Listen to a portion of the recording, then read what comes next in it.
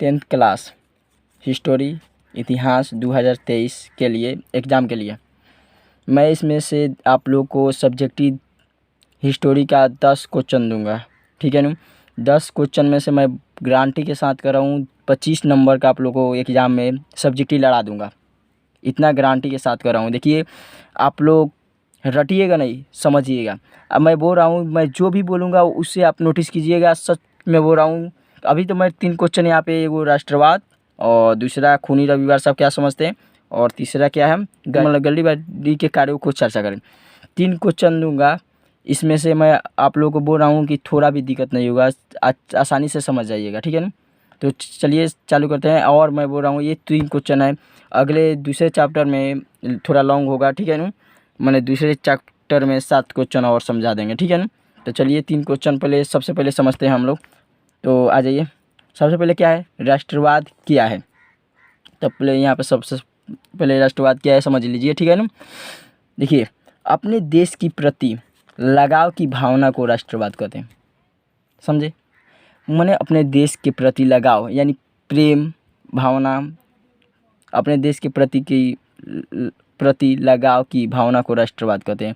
यही आप लोग परीक्षा में लिख दीजिएगा ना, 2 नंबर मिल जाएगा आप लोग को, ठीक है ना। यही आप लोग लिख दीजिएगा, ठीक है ना। चलिए दूसरा समझिए, यहाँ पे क्या है, खूनी रविवार से आप क्या समझते हैं। सबसे पहले देखिए यहाँ पे क्या है, समझिए आप पहले ध्यान से समझिए। यहाँ पे क्या है, 1905 में जब रूस और जापान में युद्ध हुआ था, जिसमें रूस की बुरी तरह से हार हो गई। इस हार से रूस की आर्थिक हालत खराब हो गई और रूस में क्रांति हो गई। वहाँ के लोगों के पास खाने के लिए कुछ नहीं था। तब 1905 में लोगों के एक समूह रोटी दो के नारे के साथ सड़क पर प्रदर्शन करते हुए एक जगह था सेंट पीटर्सबर्ग मॉल की ओर जाने लगे। लेकिन जार के सेना ने उन लोगों पर गोलियों की बौछार कर दी, जिसमें हजारों लोगों की मौत हो गई। और उस दिन रविवार था, इसलिए इस युद्ध को खूनी रविवार के नाम से जाने लगे। चलिए ये तो समझ में आ गया होगा, उम्मीद करता हूँ ये समझ में आ गया होगा आप लोगों को।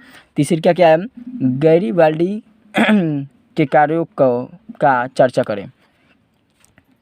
देखिए, इटली की एकीकरण में गैरीबाल्डी का महत्वपूर्ण योगदान था। इटली के एकीकरण मतलब समझिए, इटली में जो छोटे छोटे स्टेट थे, राज थे, उनको आपस में सबसे पहले गैरीबाल्डी क्या किया, जोड़ दिया, ठीक है ना। ये सबसे बड़ा उसका योगदान था, महत्वपूर्ण योगदान था उसमें, ठीक है ना। फिर और क्या, यह पेशे से नाविक था। क्या था, ये नाव वाला था, नाव चलाता था, ठीक है ना। दूसरी क्या और देखिएगा, उन्होंने युवकों की एक सशक्त सेना माने मजबूत सेना, जिनका नाम क्या दिया, लाल कुर्ती, बनाया।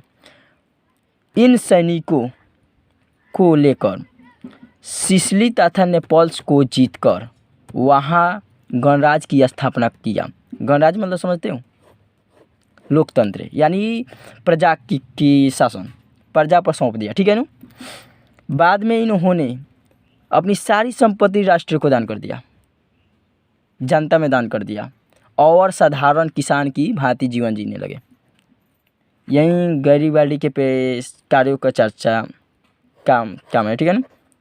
उम्मीद करता हूँ ये वीडियो आप लोगों को समझ में आया होगा। चलिए अगली वीडियो में हम लोग 7 और क्वेश्चन देखेंगे, वो थोड़ा लॉन्ग हो जाएगा, ठीक है ना।